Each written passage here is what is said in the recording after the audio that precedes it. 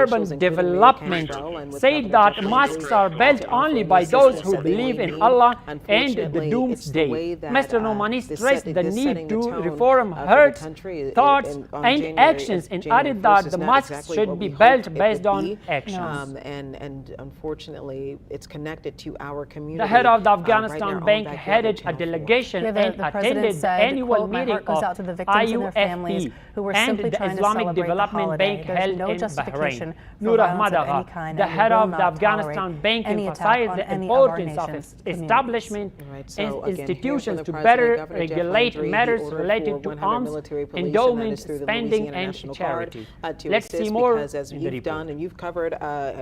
The head of the Afghanistan Bank and his two-day meeting of the annual meeting of IUFP and the Islamic Development Bank, which was held in Bahrain a few days ago, stressed the importance of establishing institutions to better regulate matters related to alms, endowment, spending, and charity. Across the city of New Orleans, so At the beginning of this gathering, the General Director Certainly, of the and because you Afghanistan not Bank, only Mr. have, Nur Ahmad Agha, Governor Jeff Landry put it spoke this to way. the He said this is a participants about twofold the situation. establishment of On one hand, you institution have this for the big investigation organization that's of currently going on in two different neighborhoods, at and the least, of the charities, city. and for the better And on the other hand, you've got to keep all these people safe, because the main event that a lot of people were here for still has not even happened yet. You have tens of thousands of people in the city of New Orleans who are not from here. They don't have homes here or families here, or really a lot of them probably don't have an easy way to get out of town if they want to leave because they've got flights. So now you're tasked with He keeping all asked the these people representative of the safe and preparing AUAFP for all of Islamic these events that are Development coming Bank very and the shortly. other related So we have, institutions to new cooperate coverage coming with in, and we're Afghanistan gonna in be continuing to converting cover this. traditional We're banking joined to now Islamic by Maria banking, training Martin, who's programs, joining and us from our capacity Atlanta building. sister station. The two-day As meeting we was break held in down this Bahrain and was horrific, attended by tragic nearly event that happened on 300 Bourbon Street earlier representatives today. of central Maria, what banks can you and tell us? Islamic commercial banks of Islamic countries. The Ministry of Education says that a new building built for 3,760,000 Afghans was handed over to a primary school named Sher Khan in the Jalrif district of Maidan Wardak province. According to the Ministry of Education, this building, which has all necessary facilities, was built at the financial expense of a partner agency of the Ministry of Education. Canal Street, and to my left is where Georgia is And the staying. final one is that aid was distributed to 200 deserving orphans in Nangarhar. The aid included flour, oil, rice, and some other food and non-food items. The head of the Mothers and Disabled Affairs of Nangarhar province, Muhammad Sabir Zwak, asked the officials of the Yar Charity Foundation to provide more assistance to orphans, widows, and disabled people in this province to better address their economic problems. The orphans who received the aid thanked the department and officials of the organization for providing aid and emphasized on its at 7:45 continuation. tonight to 7:45 tomorrow. However, I've been told that Georgia and Notre That's Dame all both for have tonight. Thank you complained for about being the with us. time. They Have a want good it to night. be moved up a little bit, but that request has not been met yet. Those conversations are ongoing. So right now it is scheduled for 7:45 tomorrow. However, the team is hoping that it can be moved up a little bit earlier. And you talk about rescheduling your plans for New Year's Day in the hotel. In the lobby, there are a ton of fans, both from Georgia and Notre Dame, just trying to get an extra night at the hotel. The line when I went downstairs, this was figured out at the Sugar Bowl. A full 12 hours was literally ramped around the lobby. I was overhearing conversations from people saying that they would try to get more house too. I even was speaking to people in passing in the elevator this morning. Good evening. They said they're Today just going to is get out of Wednesday, town. They're going November to forget 6, the game. 2024. It is a very I'm heavy Suleiman day, a very Talash, and heavy you are watching environment when you walk RTVA around. And Khalifa the players Sirajuddin are all safe Haqqani, in that the hotel. Minister I of was Interior talking to Affairs, Georgia's the SID Deputy this Governor morning, of making sure Faktika that all the Province, players were Maulvi accounted for. Makhdoom Abdul You Salam heard from Sadat, President and the Moorhead, which is the Deputy president of the Intelligence University Police of Georgia, that Commander of one the of their province, students Sheikh is one of the Muhammad victims Sharif that is critically Halimi, injured. I heard you accompanied guys the talking about that 2nd earlier as well. So Infantry they are Brigade of the navigating that 203 situation. There's a Mansouri lot of Corps. moving They pieces met to with the this. One, commander, of course, Maulvi is the game Naqibullah and Ahmed, whether or not and it's the going to be Mujahideen. played at their The initial commander of this announcement brigade, time Maulvi of Naqibullah, 7:45 welcomed tomorrow, the or Minister if of it's going to Interior be Affairs moved up a and little bit thanked earlier. him But for as we continue observing to the navigate Mujahideen's this, work I will in the also keep province. everyone posted in Interior Minister Atlanta, Mr. and my thoughts are Haqqani with you guys here praised in New the Orleans. Sharice officials' and Devin, back to efforts, you. promised I have a quick to question solve for you. You the say that you've been in problems. touch with the teams. You know that they're inside of the hotel so that Minister they of can remain Public safe. Health Maulvi Are you Nur in Jalal contact with any Jalali of the met players? with What's the general Rosella feeling? What are they saying Mathieu, right now? the Director General of the Emergency Agency, to discuss emergency hospital services, capacity building, and care for disabled patients. Mr. Jalali emphasized the need for international support to strengthen Afghanistan's health sector and requested collaboration in training health personnel. Ms. Mathieu responded that efforts are underway to expand services beyond basic health knowledge when it comes to what these teams and these players are doing. The National Disaster Preparedness Department has distributed food and clothing to over 320 families affected by flooding and other needy families in Kabul. Officials from this department continue to assure other vulnerable individuals in the country that they will receive timely assistance. We have more details in this report. Food and winter clothing were distributed to 320 families in individual affected recent floods and other natural disaster by the National Disaster Preparedness Department. Officials from this department assured that they are fully prepared to assist the affected families during the cold season. There are 320 packages in which one parcel contains 50 kilos of flour, one parcel contains 25 kilos of rice, one winter box contains 14 items, children's winter items such as clothes, shoes, etc., given by the UNICEF, and one parcel of 10 kilos of sugar. The Islamic Emirate has always tried to reach out its people and solve their problems. Alhamdulillah, they have solved the problems in any situation. Conversely, many affected individuals are hopeful about the aid given and wish to see it continue. Although these contributions are good, but not enough, there should be more help to us poor people. There are no jobs and our lands are flooded. Our family has 18 members, so this help is not enough. Yes, absolutely. And not to mention, in these times, even a simple donation is very important to us, and we also need 10 rupees at this time. There is not a single glass in my house. All of them are broken, so we are very happy with the government for this support. On the previous day, the National Disaster Preparedness Department distributed food to 500 low-income families. The ambassador of the Islamic Emirate in Qatar attended the Indonesian National Day ceremony held at the country's embassy. Dr. Muhammad Naeem, the ambassador of the Islamic Emirate, stated on his X page that his participation was in response to an invitation from the Indonesian embassy in Qatar. The event was also attended by the Minister of Religious Affairs and Islamic Affairs, several officials from Qatar's Ministry of Foreign Affairs, as well as representatives from other countries and international organizations and 2 police officers were shot, and then the suspect was then shot and killed.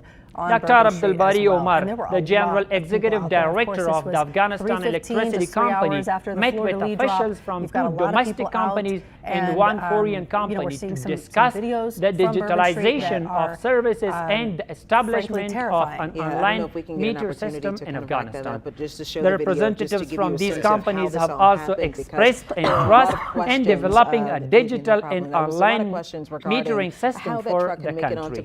As we've mentioned before, environmental protection and water experts are concerned about the declining underground water levels in Kabul.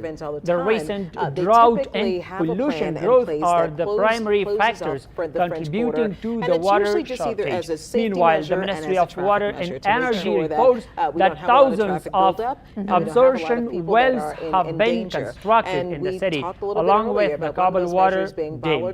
Let's see more in the report. The capital, Kabul, faces a severe shortage of clean drinking water. Many residents in various neighborhoods are struggling with this issue, and they urge others to avoid wasting water.